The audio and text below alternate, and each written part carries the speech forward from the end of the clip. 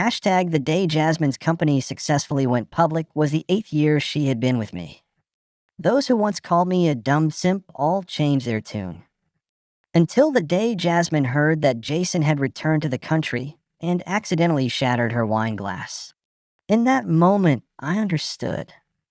She once said she would cling to me for the rest of her life, but the one she wanted to marry would never be me.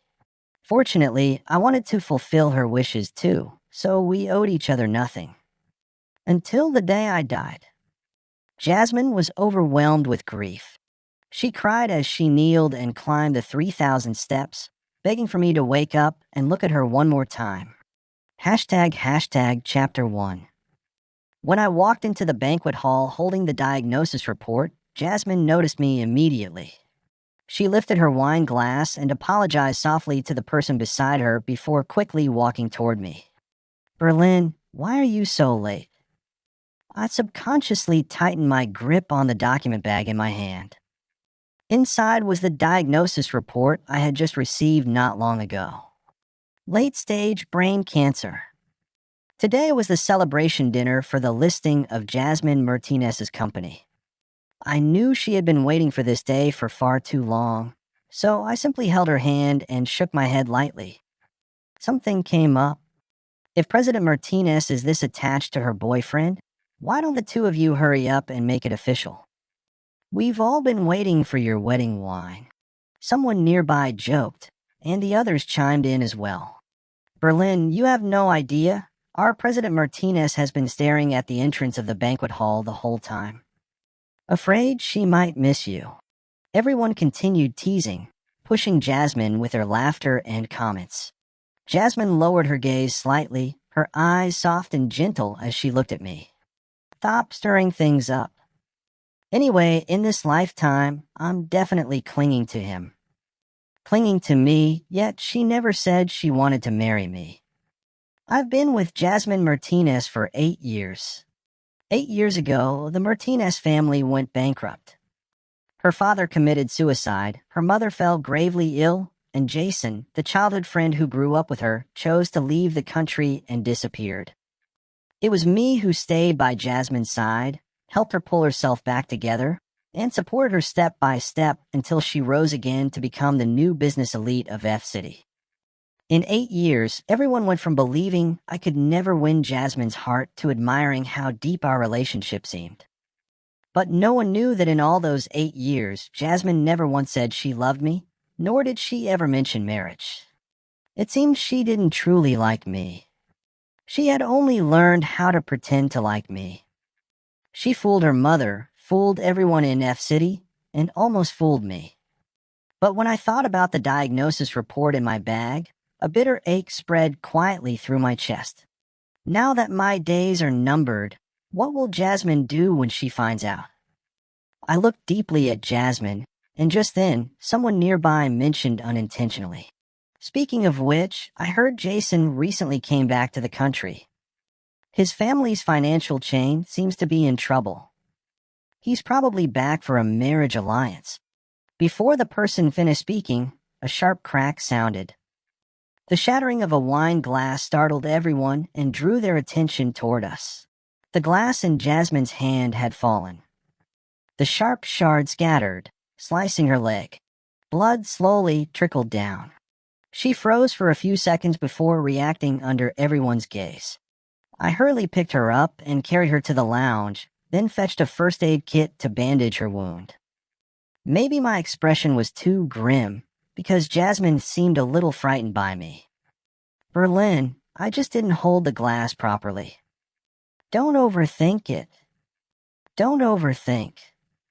Why shouldn't I overthink? I looked at the nervous expression on Jasmine's face and couldn't tell whether the pain came from her wound or from my heart. "Jasmine, you still can't forget him, can you?" We both knew exactly who him referred to. Jasmine grabbed my hand, explaining softly, "Berlin, I really just didn't hold the glass steady. You're the only one in my heart now." I looked into Jasmine's eyes. I had seen these eyes countless times, gentle, calm, yet distant. They had a kind of magic that made you instinctively trust her words. I thought I should carefully search for the slightest hint of guilt in them. But then I felt there was no need. Even if I found it, what would it change?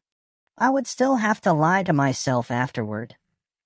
I pushed her hand away, lowered my head, and replied, I believe you. Chapter 2. You're the main focus of tonight's banquet. Your wound has been treated. Go out and entertain the guests first. I'm a little tired. I want to rest for a while.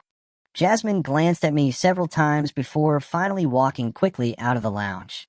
The moment the door closed, I collapsed onto the sofa, an overwhelming numbness spreading through my chest. I turned my head toward the diagnosis report lying beside me. When I went to get the first aid kit, I had casually placed the report on her left side. If Jasmine paid even the slightest attention, she would have noticed it. She would have discovered that I had brain cancer, that my time was running out. But Jasmine herself never realized that whenever she lied, she would subconsciously look to the right. So the report placed on the left was destined to be overlooked. It felt like fate was playing a cruel joke on me. On the day I was the most helpless, it made me discover this brutal truth. That small episode didn't affect the banquet at all. After sending off all the guests, Jasmine and I returned home together. Everything at home unfolded just like on many previous days. She made sobering soup, we washed up, cleaned, and then went to bed. But today, Jasmine was obviously different. She usually slept quietly, yet she kept turning over again and again. I closed my eyes, pretending not to notice. Then suddenly, the space beside me grew lighter, followed by soft footsteps. I saw Jasmine heading to the balcony, the glow of her phone screen unusually bright through the glass. The night was heavy, cold wind slamming against the glass and seeping through the gaps with sharp whistling sounds. Yet Jasmine, wearing only thin sleepwear, seemed completely unaware of the cold. She stared fixedly at her phone, chatting with someone, I didn't know who. Jasmine didn't sleep at all that night. And I lay on the bed, watching her through the glass the entire night. But even so, when daylight came, we acted as if nothing had happened. Preparing breakfast, saying goodbye, going to work. But after Jasmine left, I stared at the empty house, suddenly feeling lost.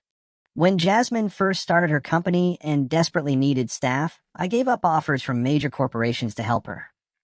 Later, as the company gradually gained footing in F-City, I chose to work from home, taking freelance design projects so I could take better care of her life. Back then, I never thought much of it. Putting her first in everything was something I considered happiness. But now that happiness felt like mockery, a cruel joke directed at me. In a daze, I cleaned the already tidy house. Then I suddenly noticed a blue folder on the cabinet. Jasmine had always been organized. She would never place things randomly. I walked over and opened it, discovering it was today's proposal and materials for an important contract signing. The contract was crucial for the company. Without thinking further, I grabbed my car keys, took the folder, and rushed to the company. Because I was in such a hurry, I didn't notice the strange looks people gave me as I walked through the building. It wasn't until I reached Jasmine's floor that Secretary Lee spoke in surprise.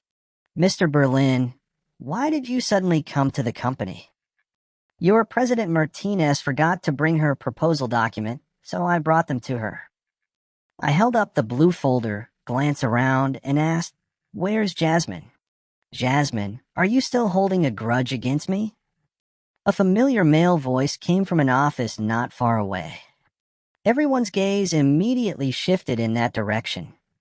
Secretary Lee instinctively moved in front of me, speaking awkwardly. Sir, I don't think it's appropriate for you to go in right now. What's inappropriate about it? I looked at her, my expression turning cold. Professionally, I'm also a shareholder of this company. What's wrong with me asking about company matters? Personally, I'm Jasmine's boyfriend. Why should I sneak around? Secretary Lee still looked hesitant, but I didn't hesitate at all. I walked straight past her and headed directly toward the office. Hashtag chapter 3. Jasmine, I really had no choice back then. My parents didn't allow us to be together. They even tried to force me to marry another woman. Jason, dressed in a casual suit, stood in front of Jasmine. The two of them looked like a young couple in the middle of a heated lover's quarrel. I really didn't have a choice. Leaving the country was the only thing I could do. Jasmine pressed her lips together in grievance, saying nothing for a long moment. But the hurried call from Secretary Lee, who had rushed over, made her instantly notice me standing at the door. A flicker of panic flashed through Jasmine's eyes. She immediately pushed Jason away and hurried to my side to explain. "Berlin, why are you here?" "This is Jason. He's here to discuss a partnership with our company." I lifted the folder in my hand and said calmly, "You forgot your proposal and documents. They were left at home." When I deliberately emphasized the words "at home," a hint of resentment flashed in Jason's eyes, but he still followed Jasmine's explanation and said, "That's right.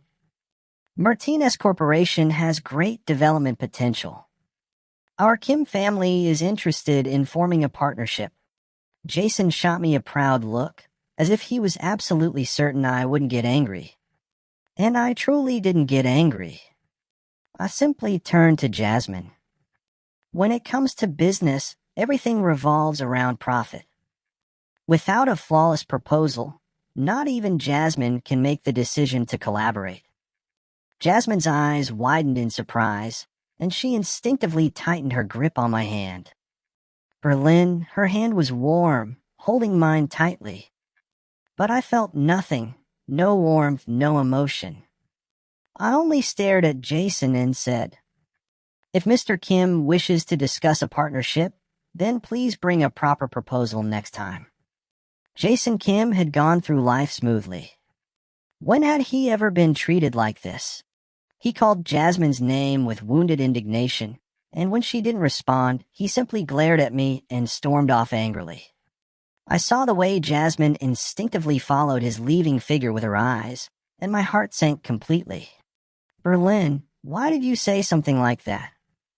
What did I say wrong?" I looked at her and let out a bitter, mocking laugh. "So what do you want me to say? Encourage you to help him? Jasmine, if you regret being with me, you can just say it. You know very well that I'm not the kind of person who clings shamelessly." Jasmine froze. Her gaze wavered before she looked at me again with renewed determination. "That's not what I meant. Berlin, I've never once regretted being with you. Then when are you planning to finally agree to marriage?" Before she could react, I pressed the question further. "Berlin, I'm not ready for marriage yet. Give me a little more time, okay?" Jasmine lowered her head slightly, her tone a mix of guilt and evasion. "But I promise, I love only you. Jason and I are already in the past." I watched her eyes instinctively drift to the right when she said that, and finally closed my own eyes. "All right. Jasmine, those were your words. Those who betray true love deserve 1,000 needles in their heart, and even that wouldn't be enough." After that day, Jasmine and I seemed to return to our usual calm. Every night, she curled up in my arms like a gentle little cat, and I, like a perfect husband, prepared everything she needed every day. The Kim family had once been a well-known business empire in F City. Because of that, news about the worsening crisis of the Kim Group had become a hot topic in recent weeks. Whenever Jasmine listened to those reports, her expression remained unchanged. From the company staff, I heard that Jason had come looking for Jasmine several more times afterward. Unfortunately for him, Jasmine avoided him each time. No one knew what she eventually said, but Jason had stormed off shouting angrily and never came back again. I knew all of this was intentionally made known to me. She wanted to prove she had truly moved on from Jason, that she wouldn't betray me. But what Jasmine didn't know was that from beginning to end, what I wanted was never the fake gestures she deliberately put on for me. ## Chapter 4. Under the control of the medication, my physical condition remained in a delicate balance. Looking at the pale, gaunt face in the mirror, I let out a helpless, bitter smile. I was going to the orphanage today, but I still hadn't figured out how to tell Auntie Monica about my illness. I spent most of the first half of my life in that orphanage. The conditions there weren't great, but the director always tried every way possible to raise donations, doing her best to give us a better life. So after graduation, I sent money to the orphanage every 3 months, hoping that children who shared the same fate as me could grow up better than I did. The orphanage was located near the outskirts of F City, next to a small section of the old town where tourists occasionally pass by. When I arrived, I happened to see the director Monica waiting at the entrance with several children. I hurried over and sighed. "Monica, didn't I tell you not to wait for me outside? They just missed you too much and insisted on coming to greet you." Monica looked at me with warmth and gently touched the cheek of a child beside her. I quickly set the bags in my hands aside and said to the kids with a smile, "Take these inside and share them with everyone." The children cheered, thanked me, and ran inside excitedly with the bags. Monica looked at me and spoke softly. "Come in." The courtyard held a large phoenix tree. The building beside it had been renovated several times, and it no longer looked as shabby as before. Monica, as usual, told me about the orphanage. New children had arrived, some had been adopted. The kids came and went, while the white strands in Monica's hair gradually increased. We talked from noon until the afternoon, and only when dusk fell did Monica reluctantly stop chatting. "It's getting late. I shouldn't keep you anymore."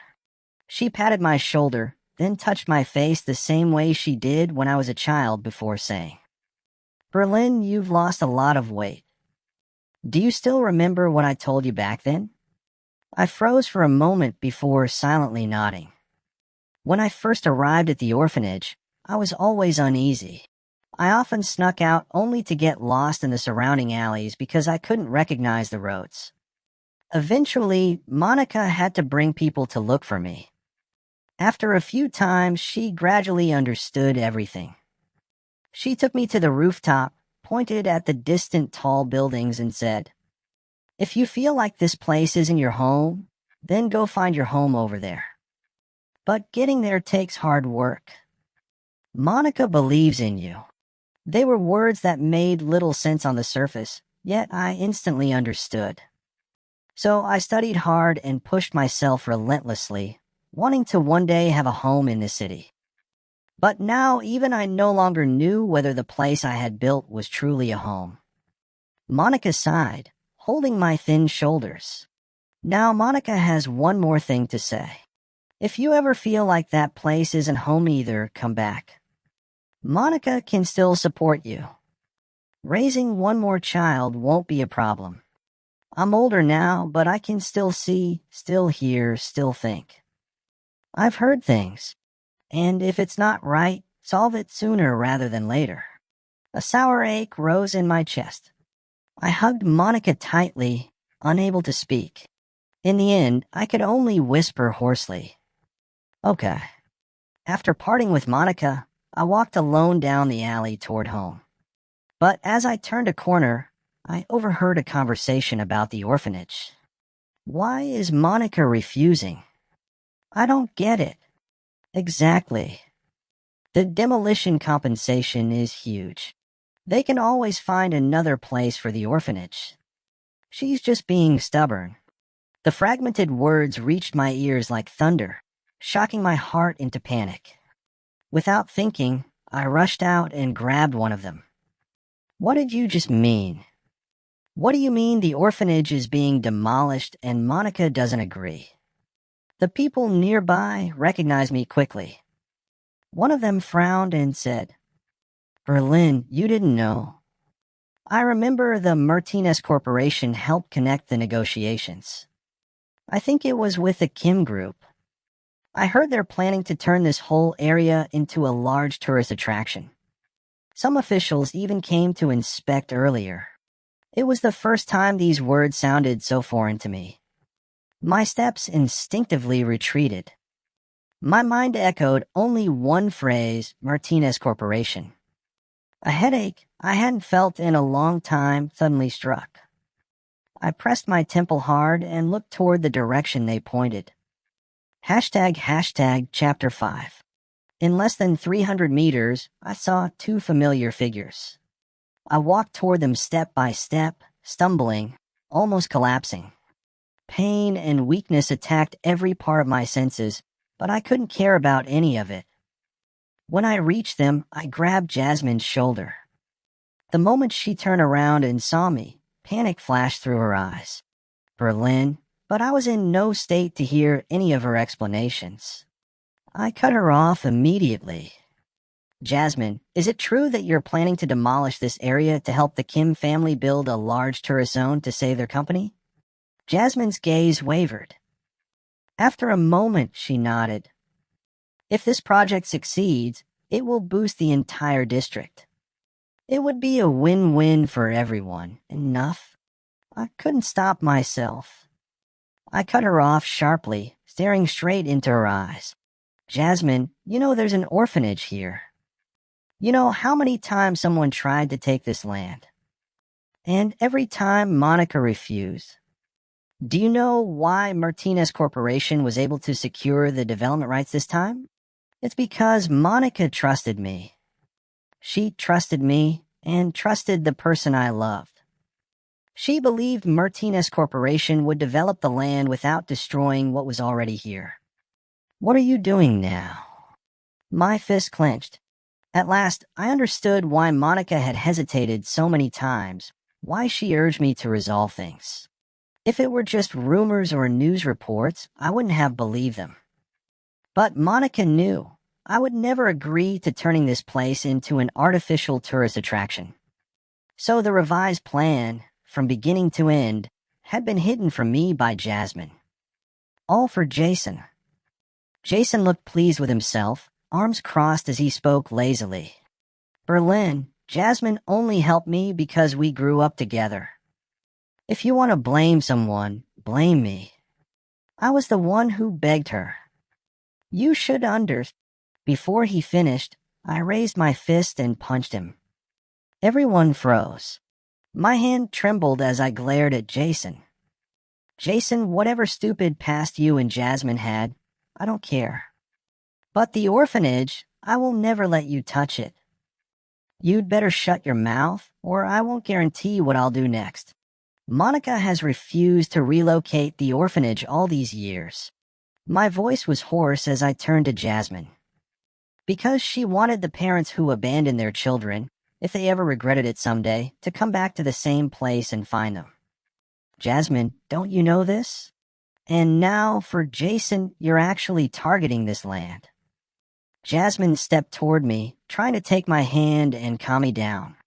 Berlin, don't be like this. Just think of this as the last time I help him.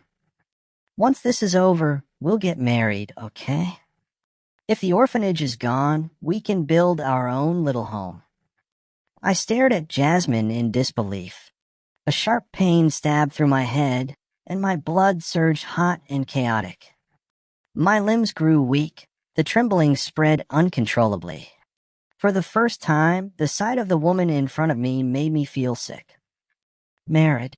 The thing I had brought up countless times, the thing she rejected countless times, she could say it so easily now, all because of Jason. What did she take me for? And what did she take Monica's years of perseverance for? I couldn't hold back anymore. I flung her hand away. Jasmine, what do you think I am to you? Chapter 6. I will never marry you. And the orphanage, you won't touch even an inch of that land. Berlin, listen to yourself. Isn't everything you're doing just because of that life-saving grace back then? Jason, clutching his face, suddenly spoke.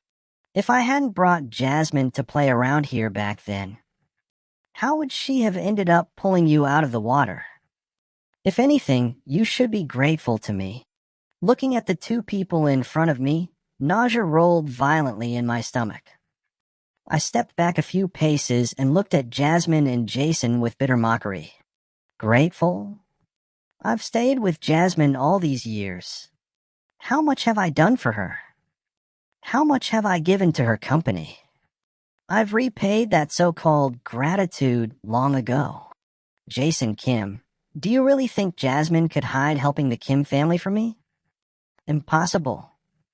I'm the second largest shareholder of Martinez Corporation. I shook my head and let out a low, humorless laugh. If you insist on pushing me, then Martinez Corp and the Kim family can go down with the orphanage. I don't mind burning everything to the ground. A wave of dizziness crashed over me. My vision darkened and doubled, and something damp touched my fingertips. I looked down. Blood dripped steadily from my nose and onto the ground, blooming like red flowers. I staggered back, but after only a few steps, my legs gave out. Darkness swallowed everything. I had a long, long dream. In the dream, I was a detached bystander, watching my own life from afar. A mother who despised me, a father who loathed me, then being sent to the orphanage, where, because of my withdrawn personality, I was unliked. Only Monica cared for me. But there were so many children in the orphanage. I never felt like I was anything special. Until the day I stepped on moss, slipped, and fell into the river. The rapid water swallowed me, my mouth and chest filled with suffocating cold. I sank and resurfaced, the suffocation so intense I truly thought I would die. And then a girl appeared in the water, swimming toward me. In that moment, she looked like a mermaid appearing out of nowhere, pulling the drowning me back to the shore. I thought she was my salvation, but I never expected it to be the beginning of another abyss. At the start of the story, I never intended to be with Jasmine. Compared to Jason, I knew I wasn't good enough, not in ability, not in background, not in charm. But 8 years ago, when Jasmine lost everything, it was still me who said those words. Jasmine, let me help you. Everything afterward followed naturally. Her studies, her mother, her company. I gave all of myself to support her. I thought if I worked hard enough, she would one day see me. But I forgot, love is uncontrollable. Just like even though Jason abandoned her and fled overseas, ignoring everything she suffered, she still loved him. Even though I gave everything, a body full of injuries and illness, in the end she agreed to marry me only because of Jason. If I had plenty of time left, maybe I would have agreed, continuing the endless waiting. Or maybe I would have refused, rebuilding my own life. But I'm dying. With so little time left, why waste it on this? When I woke up, the strong smell of disinfectant and the white ceiling made it clear I was in a hospital. Jasmine, who had been waiting, stood up immediately, but once she got to her feet, she seemed unsure what to do next. Neither of us spoke. A long time passed before Jasmine finally asked, her voice hoarse, Berlin, why didn't you tell me? ## chapter 7. Tell you. I tilted my head and let out a sarcastic laugh. Jasmine, people have eyes so they can see. You know that, right? When you lie, you always look to the right. In that lounge, my medical report was placed on your left. If you had told me the truth, your eyes would have naturally fallen on that report. The growing number of pill bottles at home, and the decreasing amount of food in the fridge. I looked at Jasmine and said softly, You can see all of that, you just choose not to. Jasmine looked as if she had suffered a heavy blow. She backed away repeatedly until she bumped into the chair behind her. Her face turned pale, and she whispered helplessly, Berlin, I didn't. But didn't what? I knew better than anyone that Jasmine would never get back together with Jason. She's gentle and kind. After everything I've done for her, she couldn't possibly stay with Jason with a clear conscience. But she's also so stubborn, she can't lie to herself and fall in love with me. So she kept running away from our engagement. In her heart, that most important place would always belong to Jason. In this lifetime, I possess so few things. So few that even the tiny bit slipping through my fingers is enough to make me risk everything for a chance to hold on to it. But I can't accept that everything I've fought for is something others can trample on so casually. Whether you did or not doesn't matter anymore. I closed my eyes and leaned against the headboard, speaking indifferently. Jasmine, we're done. I didn't care what happened to the Kim family at first. But Jasmine and Jason should never have set their sights on the welfare home. Even in the hardest times, I never stopped sending money to them. How could they ever think I'd give up the welfare home because of Jasmine? Jasmine looked as if she had taken another devastating blow. She stood there unsteadily, unable to accept what I had said. After a long silence, I finally heard her voice. You're just angry. You don't actually want to break up with me, right? I won't agree to it. Berlin, just wait for me. After saying that, she fled the ward. Her footsteps faded away. I leaned back against the headboard, all strength leaving my body, my eyes drifting toward the window. My head throbbed dully, and even the scene before me seemed to blur. The wind from outside drifted in. I numbly reached out my hand, watching the curtain sway, yet feeling nothing at my fingertips. Sir, because of the special location of the cancer cells, the doctor's words echoed in my mind once more. Later on, you may experience vision impairment, sensory impairment, and a series of related symptoms. We recommend you be hospitalized and start treatment as soon as possible. I had once considered going through those painful treatments just to live a little longer. But now I've changed my mind. I'm destined to die. Monica and those children, they only have me to rely on. Instead of spending money on prolonging this dull life of mine, I'd rather leave it for the welfare home. With that thought, I planned to ask for discharge. But before I could act, Monica had already found out everything. Seeing her red-rimmed eyes as she stood by my bed, the tears I had been holding back suddenly overflowed. Monica sat beside me, holding me like a mother, and asked gently, "Such a big matter. Why did you shoulder it alone?" Feeling the warmth of her embrace and the dampness on my shoulder, I choked out, "Monica, I'm sorry. When I received that report, I was more terrified than anyone. I always thought I had plenty of time to help Monica rebuild the welfare home, time to wait for Jasmine to love me one day, time to obtain everything I longed for. But now I realize my time is so short. And what's worse, I don't even know how to face death. I can't even explain what exactly I'm afraid of." Monica held my thin body tightly and soothed me gently. "Don't be scared. Monica will always be by your side." Chapter 8. Monica rejected my request to be discharged. She handed most of the welfare home's affairs over to others. And she placed a small folding bed beside me so she could take care of me herself. I didn't want that, but Monica insisted no matter what I said. Aside from that, Jasmine had become a completely different person. She used to almost never take the initiative to contact me. But now she came to the hospital every day, always carrying something in her hands. Some were snacks I once liked, but most were little trinkets we had bought together when we were still close. I knew Jasmine wanted me to remember the past, to remember that we had once had good times. But what Jasmine didn't know was that all those things she thought I loved, from beginning to end, they were only what she thought I loved. I only liked them because I loved her, because anything she gave me became something I cherished. Love is a filter. When you like someone, even a wildflower they hand you becomes a priceless treasure. But once you no longer like them, even if they bring you a fortune, you feel nothing. Fortunately, most of the time, Jasmine couldn't enter my ward. Monica knew the reason behind my coma and hospitalization. As long as she was in the room, no matter how much Jasmine begged, she wouldn't let her in.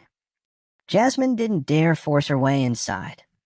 She could only look at me from afar through the glass window of the ward door, then gently place the things she brought at the doorway.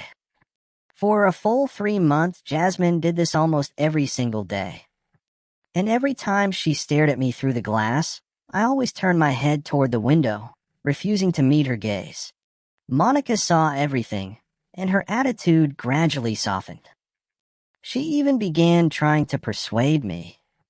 Berlin, that girl Jasmine has already told me about the welfare home situation. The new renovation plan is finalized. The welfare home won't be relocated. After all, she and Jason grew up together. It's inevitable she'll act on emotion sometimes. Before Monica finished speaking, I gently shook my head. The problem between us was never Jason. If she had been firm enough, how could Jason have ever had the chance? But not long after, Monica no longer had time to persuade me. My condition worsened suddenly and violently. Night after night of pain kept me from sleeping. Sensory loss and other symptoms began appearing. My body felt weak and exhausted. Anything I managed to swallow would come back up almost immediately. Exhaustion, pain, bitterness. My whole body felt like it was wrapped in poisonous vines I couldn't break free from, tormenting, suffocating. Continuous sleepless nights and agony made me lose weight rapidly. In just half a month, I became a different person, fingers bony, skin waxy and yellow. From a distance, I looked like a withering wild plant about to die. And seeing myself like this only made me hate myself more. My emotions became harder and harder to control. I couldn't stop myself from losing my temper and smashing things. Monica watched, heart aching. She only held me and cried silently, never uttering a word of blame.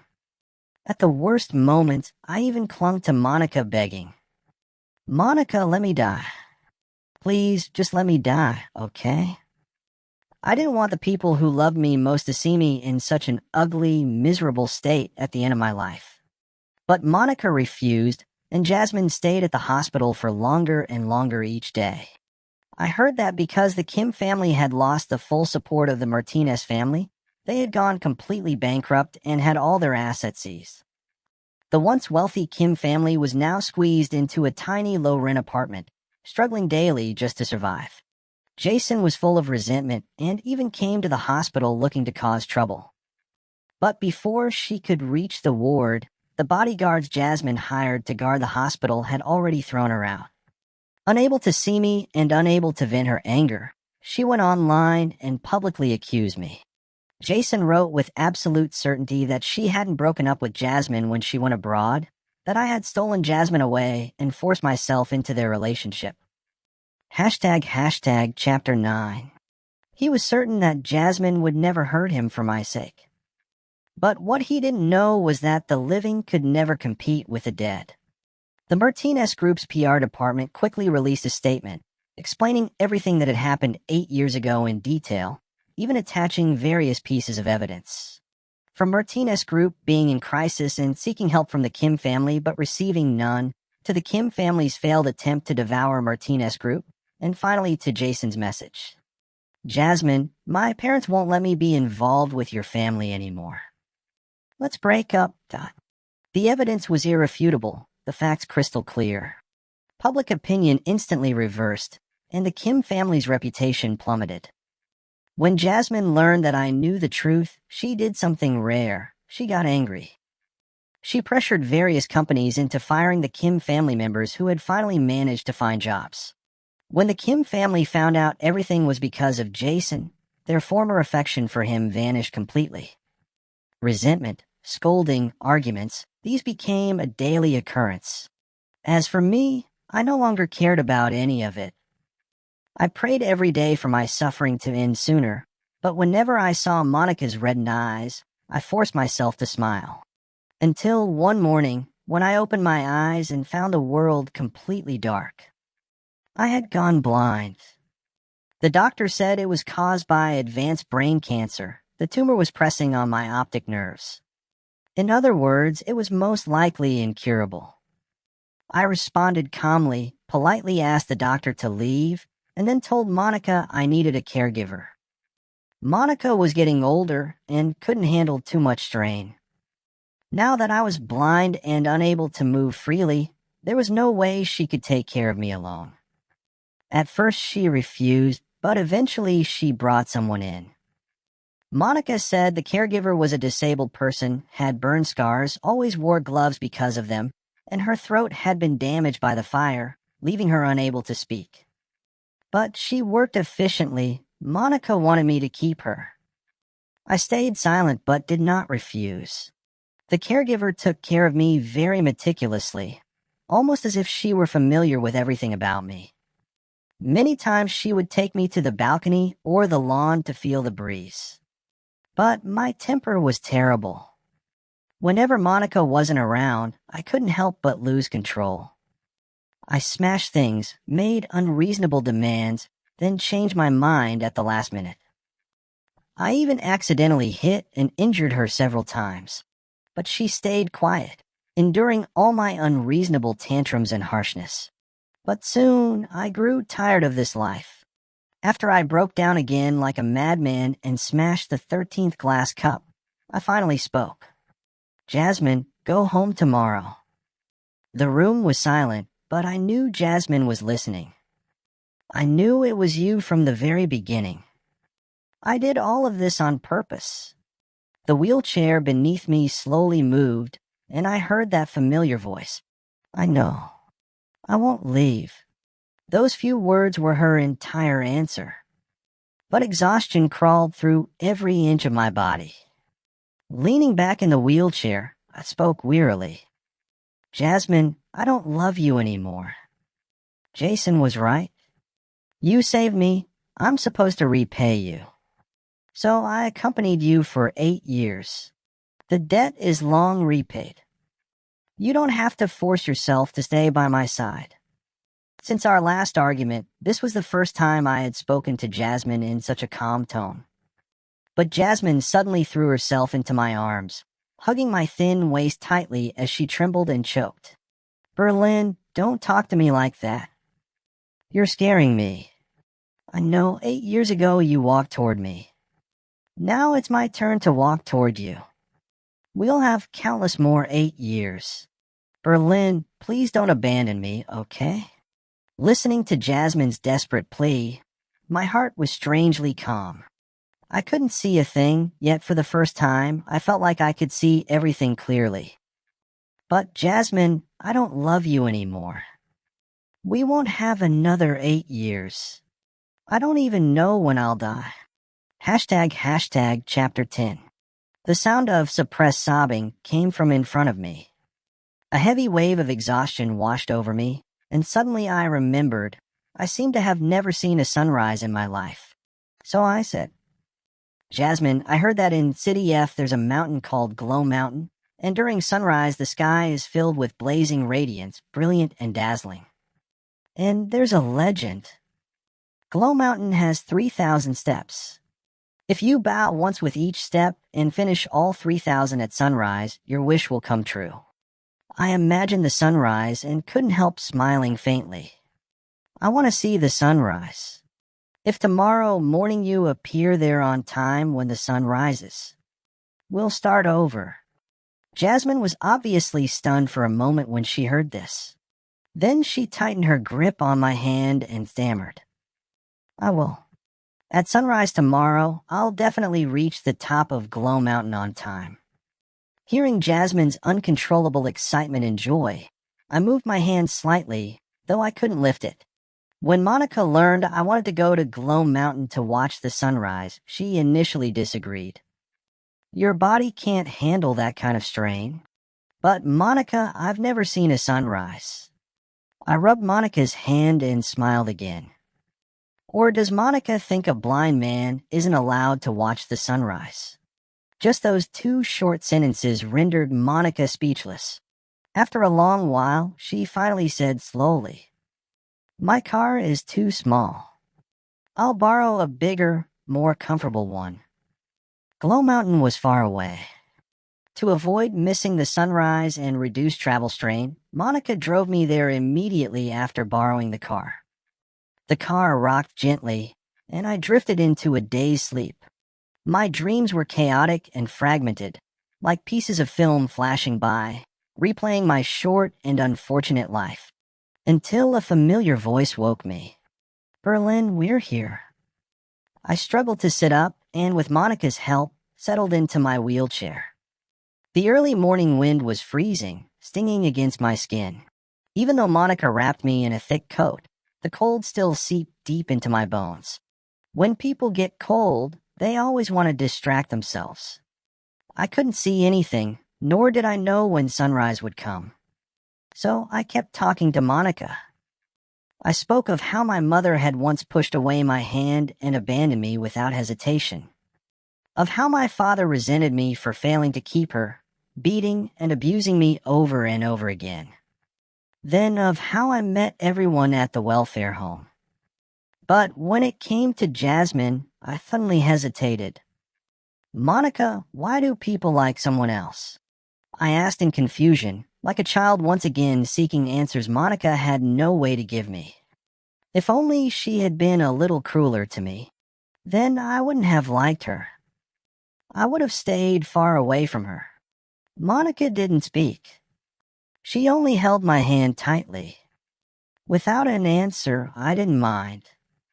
I continued on my own. But if she had truly been that cruel, I wouldn't have liked her from the very beginning. Cold tears dripped onto my hand. My fingers twitched slightly as I turned my head in confusion. "Monica, are you crying?" "I just got something in my eye from the wind." "I'm not crying." Monica crouched down beside me and spoke softly. "Berlin, there will be many people who like you. The children at the welfare home, they all like you the most. Do you remember Maya? That kid is only 10, but she keeps saying she'll marry you when she grows up." I blinked, and as if the wind had gotten into my eyes, too, tears slipped down uncontrollably. 1,000 words pressed at my lips. But suddenly, a burst of light appeared before my eyes. I witnessed a moment I would never forget in my entire life. The morning glow spreading across the sky like transparent strokes of paint brushed over the horizon. The mountains towering beneath a radiant sunrise, golden light spilling everywhere. So beautiful. I reached out my hand, as if trying to catch a streak of that dawn light. In the blur, faint calls came from behind me. I gripped Monica's hand with my other hand and said softly, "Monica, the sun has risen. And the moon should be setting too." Hashtag chapter 11, Jasmine's Extra. When the first streak of brilliant dawn light pierced through the air, I had just reached the mountaintop. Ignoring my disheveled state, I looked at the familiar figure standing at the peak and couldn't help calling out in joy. But as I stumbled forward, what I heard instead was Monica's suppressed collapsing sob. In that moment, I felt as if I had been struck by lightning. Why was she crying? Didn't Berlin finally get to see the sunrise he had dreamed of? I dropped to my knees and shuffled toward Berlin step by step.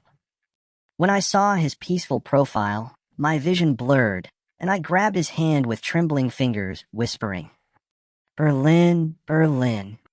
I finished the 3,000 steps, one bow with every step. I did it. Didn't you say it could make a wish come true? I choked as I held his cold hand, trying desperately to warm it. "You don't like me. Then I'll stay far, far away from you, okay? Berlin, look at me one more time. Just look at me again, please. Whatever you want me to do from now on, I'll do it. If you don't want to see me, I'll leave. I'm begging you." Just look at me once more." But before I could finish speaking, Monica rushed over and shoved me away. She wrapped Berlin tightly in the coat and glared at me with hatred. "Jasmine, you didn't cherish him when he was alive. What's the use of saying these things now that he's gone? Berlin's biggest mistake in this life was meeting you." Monica's face was twisted with sorrow. She collapsed over Berlin's body, crying without restraint, calling his name again and again. I fell to the ground, helplessly staring at Berlin as tears streamed down my face. Berlin's funeral was simple. He had no family and very few friends. Most of the people who came were from the welfare home.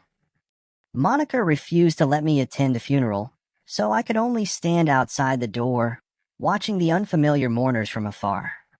The funeral lasted 3 days. For 3 days, I didn't eat or drink. I simply stood outside, staring at the place in the living room where Berlin lay. I knew Monica didn't want to see me. So on the day of the burial, I followed from a distance. Only after Monica collapsed at Berlin's grave and others helped her away did I dare walk toward it. The photo on the tombstone was taken when Berlin was 18. That year, Berlin was full of ambition, dreaming of carving out a future with his own hands, giving the children at the welfare home a better life. But that was also the year the Martinez family went bankrupt. For my sake, Berlin willingly hid himself behind the scenes, helping me rise again until he became what he was in the end. I touched the photo on Berlin's tombstone and finally collapsed to the ground, sobbing uncontrollably. The pain in my chest felt like my heart was being torn apart. I once thought I liked Jason. That was why I remained attached to him. But I never realized that from beginning to end, it had only been the stubborn pride of youth. Something I mistook for lingering feelings. I didn't want Berlin to marry someone like me. It felt irresponsible to him.